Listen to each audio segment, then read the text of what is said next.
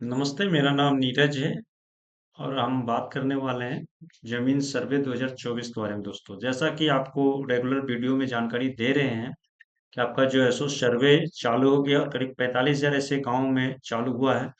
तो आपको पूरी जानकारी यहाँ पे देखना होगा कि सर्वे जो करवाना है तो उसके क्या क्या इंस्ट्रक्शन है, किस प्रकार से फॉर्म लगेंगे।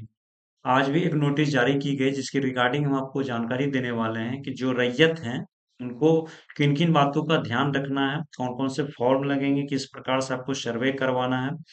और जमीन के बारे में विशेष आपको जानना बेहद ही जरूरी है, क्योंकि आपके जो भी दादा परदादा के जमीन होंगे उनको जो है सो सर्वे किस प्रकार से करवा पाएंगे। जिनकी मृत्यु हो गई है तो उनकी कैसे सर्वे होगी, पूरी जानकारी हम आपको क्लियर बताएंगे। तो वीडियो में बने रहिएगा ताकि आपको पूरी जानकारी क्लियर समझ में आ सके, क्योंकि अगर आप एक बार सर्वे करवा लेते हैं और अगर उसमें कोई भी त्रुटि हो जाती है तो फिर बाद में आपको ठीक नहीं होगी, बहुत ही दिक्कत होगा।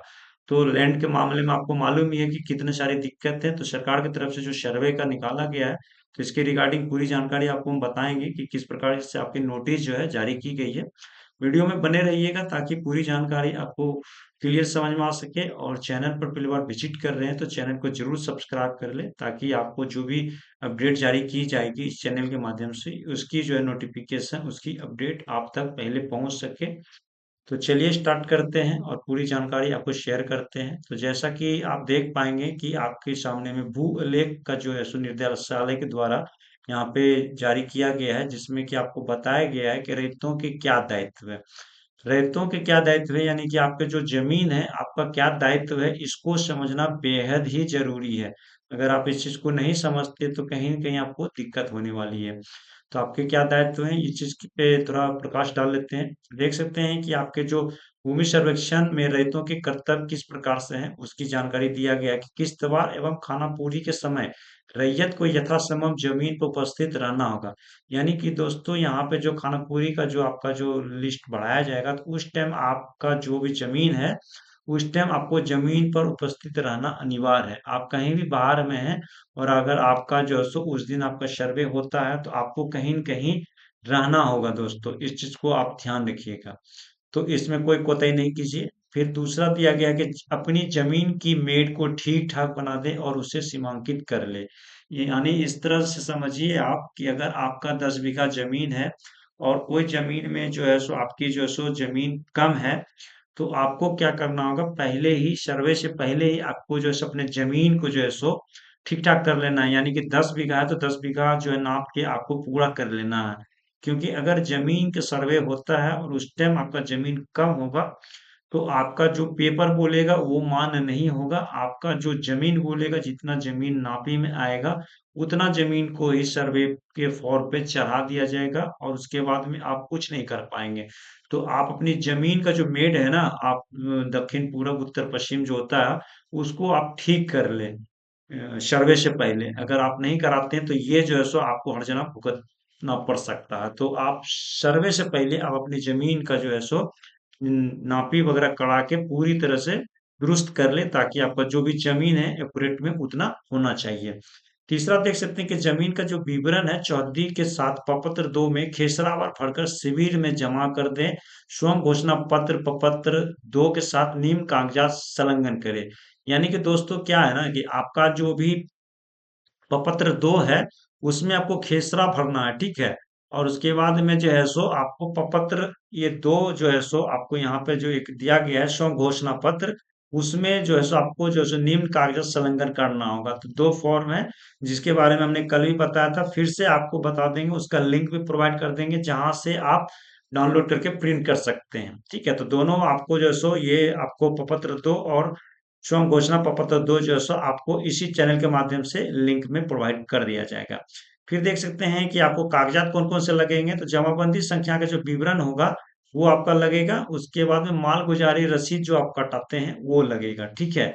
फिर देख सकते हैं खतियान का नकल लगेगा, यानी कि जो खतियानी जमीन आपका दादा परदादा का जो आपका जमीन है उसका आपको जो है सो नकल लगेगा, अगर आपके पास में उपलब्ध है तो। नहीं है तो कोई बात नहीं।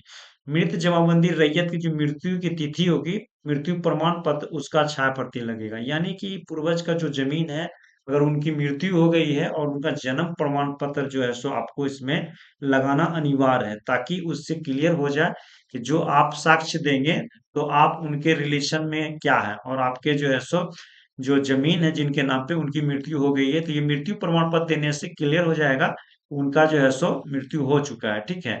अब आगे देख सकते हैं, आवेदक या हित अर्जन करने वाले का मृतक का वारिस होने का प्रमाण, यानी कि दोस्तों आपके जो दादा परदादा का जो जमीन रहेगा और उनकी मृत्यु हो गई उसके बाद में आप उसके वारिस हैं, तो आपको यहाँ पे जो है सो आपको ये क्लियर करना होगा कि आप उसके वारिस हैं।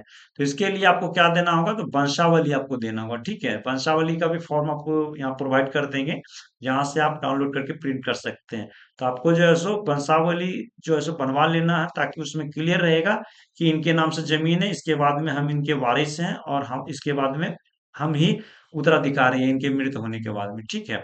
और सक्षम न्यायालय का आदेश हो तो उसकी सच्ची प्रति, यानी कि सक्षम न्यायालय में अगर कोई कागजात वगैरह आपका जो है सो फंसा हुआ है, निलंबित है, या फिर कुछ आदेश वगैरह मिला हुआ है, तो उसका भी कोई अगर पेपर है तो आप उसको भी संलग्न कर दें। ठीक है। अब यहाँ पे नीचे आ जाएंगे तो रैयत अपने वंशावली प्रपत्र 3(1) में भरकर संलग्न कागजात के साथ शिविर में जमा करेंगे। तो इसका भी लिंक आपको जो है सो प्रोवाइड किया जाएगा यहाँ पे, उसका भी आपको डाउनलोड करके प्रिंट कर लेना है। तो इसमें देख सकते हैं कि रैयत अपनी वंशावली प्रपत्र 3(1) में भरकर संलग्न कागजात के साथ शिविर में जमा करेंगे।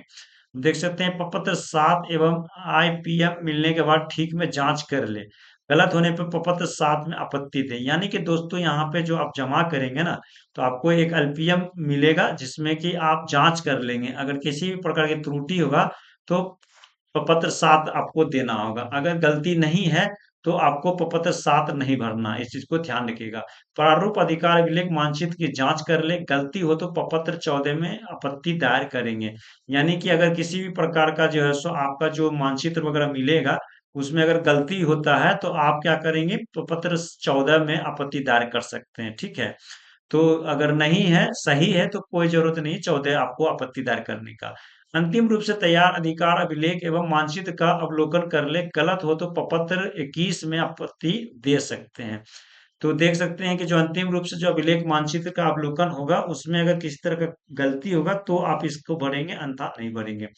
अधिकार अभिलेख खतियान की जो एक प्रति होगा शिविर या बंदोबस्त कार्यालय से अवश्य प्राप्त कर ले। यानी कि आपका फाइनली तौर पे जब सब कुछ हो जाता है ना, तो वहां से आपको क्या करना होगा, एक जो है सो आपको प्रति शिविर का जो बंदोबस्ती जो होगा कार्यालय में वो आपको प्राप्त कर लेना है, ताकि आपके पास में प्रूफ होना चाहिए कि आपका हर एक चीज क्लियर है और आपको कोई किंतु परंतु नहीं है।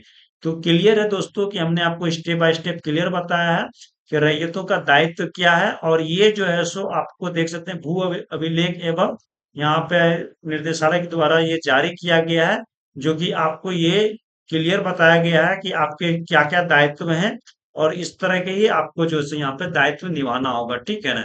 अब देख सकते हैं कि फॉर्म आपको किस प्रकार से होंगे, तो देख सकते हैं कि आपको यहाँ पे वंशावली का एक फॉर्म है जो कि आपको इस तरह ही रहेंगे, इस चीज को ध्यान रखिएगा। ठीक है ना। ये आपको देख सकते हैं वंशावली के आधार पर प्रत्येक उत्तराधिकारी का दखल निम्न प्रकार होगा, तो जितने भी रैयत का नाम वगैरह होगा इस पे आपको मेंशन कर देना है, पिता का नाम, अस्थायी पता, खाता खेसरा, रकबा, चौतीस, सारा कुछ कर देना है। ठीक है। उसके बाद में दूसरा फॉर्म एक देख सकते हैं प्रपत्र 2, इसमें आपको जो है सो सारा कुछ डिटेल डाल देना है। देख सकते हैं कि आपको यहाँ पे जो है सो क्लियर देखने को मिलेगा, और यहाँ पे आपको जो भी होगा ना, यहाँ पे आप जो है सो सारा कुछ डालेंगे यहाँ पे। ठीक है, इस तरह का। उसके बाद में तीसरा फॉर्म हम आपको दिखाना चाहेंगे प्रपत्र 3 एक, देख सकते हैं इसमें भी आपको जो है सो यहाँ पे क्लियर दिया गया है, जो कि आपको यहाँ पे सारा कुछ भर लेना है, सिविल प्रभारी, अंचल, जिला। ठीक है। स्वयं की वंशावली समर्पित करने के संबंध में, तो जो भी यहाँ पे आपका स्वयं का होगा इस तरह से सभी भर लेंगे, और भर लेने के बाद में नीचे में साइन कर देंगे। इस तरह से ही आपकी जो पूरी डिटेल है ना उसको यहाँ पे क्लियर किया गया है। तो हमने ऑलमोस्ट आपको स्टेप बाय स्टेप बता दिया है, और प्रत्येक दिन कुछ न कुछ अपडेट हम आपको वीडियो के माध्यम से बताते रह रहे हैं, ताकि आप जो भी सर्वे कराए ना तो आपको कोई भी दिक्कत ना हो। ठीक है ना। तो यही जो है सो आपको बताने का एक मात्र जरिया है जो हम आपको क्लियर करके बता दिए। कोई भी प्रॉब्लम होती है तो आप हमसे कांटेक्ट कर सकते हैं, इंस्टाग्राम आप फॉलो कर सकते हैं, या फिर जो है सो टेलीग्राम सब्सक्राइब कर सकते हैं, या फिर आप हमारे जो है सो किसी भी तरह से कांटेक्ट करके आप पूरी हेल्प करवा सकते हैं अगर किसी भी तरह का कोई दिक्कत हो। अधिक जानकारी के लिए हमारे चैनल को जरूर से जरूर सब्सक्राइब कर ले। Thank you.